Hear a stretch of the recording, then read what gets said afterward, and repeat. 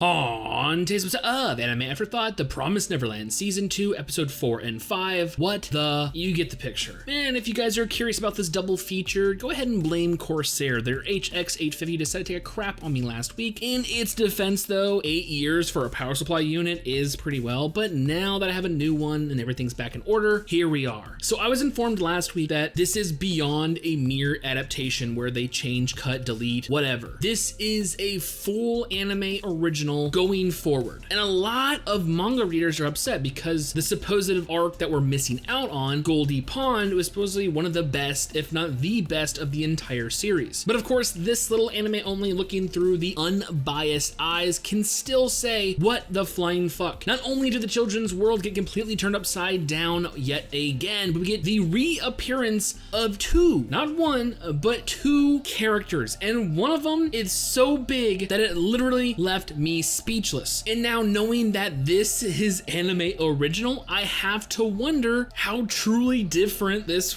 was in the manga, because to me, episode 4 revealing that Isabella, that mother, will be on the hunt for the children is fucking huge. I didn't think we were ever going to see her again. Remember, she has failed her position of mother, allowing the children of Gracefield to escape, right? Instant death sentence. She's literally in a demon prison. So when grandmother comes in rolling 2 demons deep, I'm like, okay, they're about to execute her. This is it. No. Turns out that the children's ability to adapt and survive is literally the saving grace. The thing that doomed her originally is saving her life. Because being of such high quality, such high caliber, you know the farm was after the children. So when their attempt to recapture them failed, it's now up to the person who literally raised them, that knows them the best, Mother Isabella. But don't even get me started on the whole William Minerva thing, okay? There was a sense of brevity, right? Relief when we found the bunker. We made it to B06-32, this safe haven for escapees of the farm system. And we were left off with 2 giant cliffhangers in the same episode. Not only do we get this mysterious room etched with messages of help on the wall, but ending out that episode with a ringing phone, and on the other end is William Minerva himself. They put so much emphasis on this that this was going to be the home, their base of operations for gathering the other children, not just left over from Gracefield, but all the other farms. Then to see it completely abandoned? What the fuck? I don't even have time to focus on the little bits here and there. The fact that we actually get William Minerva's real name and his backstory. He is James Rattray, and he actually worked in the farm system, but after years of witnessing these children be sacrificed, he had had enough. So under the pseudonym of William Minerva, he decided to leave clues, little helps, the pens,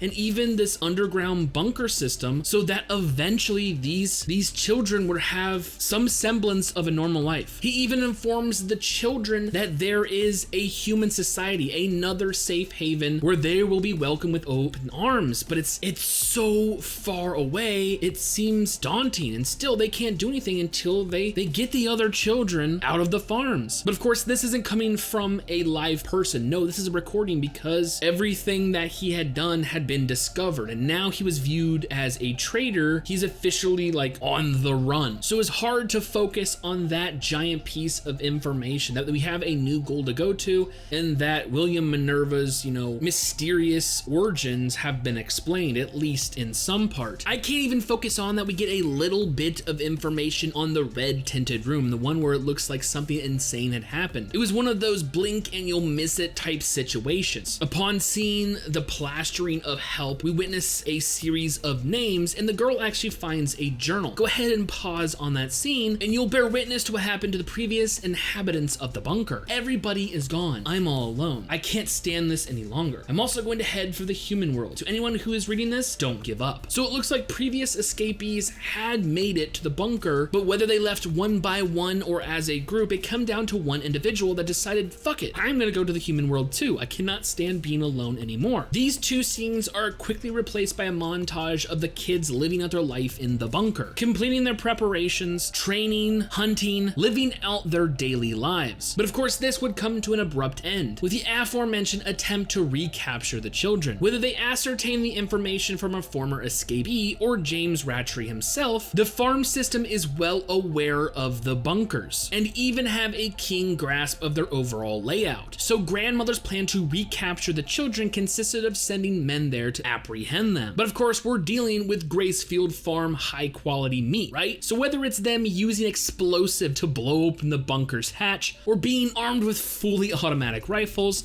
the children just don't give a fuck. They're there to survive, and survive they shall, leaving which was once the safety of their bunker to once again re-enter the world of demons, heading straight for the forest, something that Sanju told them specifically never to do. But lo and behold, this was their absolute best decision, for awaiting at the edge of the forest is another giant demon. And I find it hilariously ironic that even with their advanced weapons, that it came down to the children's bow and arrows to defeat this giant demon. But at least they're safe for now. But of course, we can see the cause and effect in episode 5. Now, while I was told last week that there is some information that can be garnered in the way of the journal written by the girl, it was in episode 5 we were actually given specific details. The children have now been on the loose for a year, and presumably outside of the bunker for at least 6 months, given the information we received through them in their dealings with the blind demon. That good deal of time that has passed by can also be seen reflected in the new designs. Little tweaks here and there, and everyone's looking a little more disheveled overall. Now at this point, the children have to fend for themselves in a world completely filled with demons, and this gives us a more in-depth look at their society. And so enters Adam and Steve. Honestly, they didn't give those two demons names, and yeah, that's what you get. We discover that the farms are being apparently a little stingy when it comes to their meats due to them being attacked and children actually being stolen. God, referring it to meat when you know it's children is so fucking creepy. But we also learn what happens to a demon when they don't imbibe the proper amount of meat, that they actually degenerate. As we see with Adam and Steve's younger siblings, they're starting to deform and I guess regress in a less humanoid state. Again, they're really trying hard to make you feel empathy for their demonic plight, but in the end, fuck them. They ate Connie. Oh, you're surprised I didn't use Norman as an example, as a reason to hate all demon kind? Well, if you're wondering the main reason behind labeling today's episode what the fuck, it's the fact they decide to bring him back. Yes, one episode after revealing Mother Isabella will be back into the fray, they decided to casually drop Norman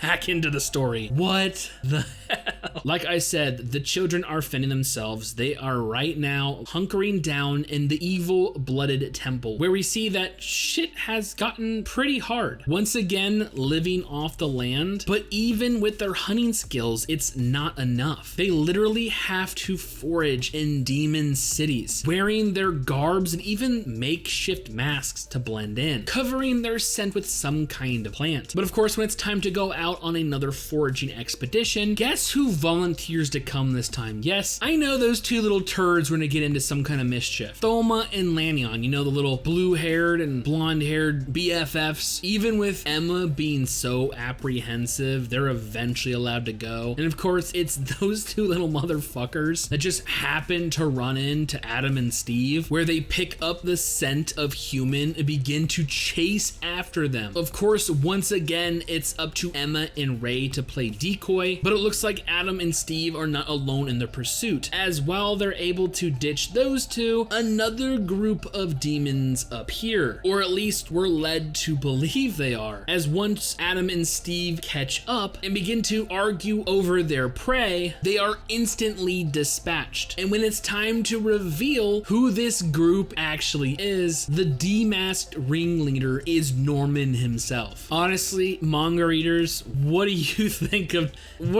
of this anime original content so far? Like, my mind is absolutely blown. Like, I had hoped Norman was alive. I mean, no body, no death, right? I mean, Sanju says it best, the potential to create high quality children would come from breeding high quality parents. So Norman being Norman, why the fuck would you kill him off? Couldn't you use him as the male part of breeding? Like, we see the mothers, so logically there would be fathers, right? That was my initial theory. But now he's playing demon out in the world, supposedly looking for the Gracefield kids. Like, what the fuck? back. Anyways, I'm still enjoying this series, but it makes me wonder, it makes me want to read the manga that much more to see how different this really is. I guess we won't know if it's better or worse until it's over. Anyways, with all that being said and more promised Neverland next week, I honestly cannot wait for future episodes.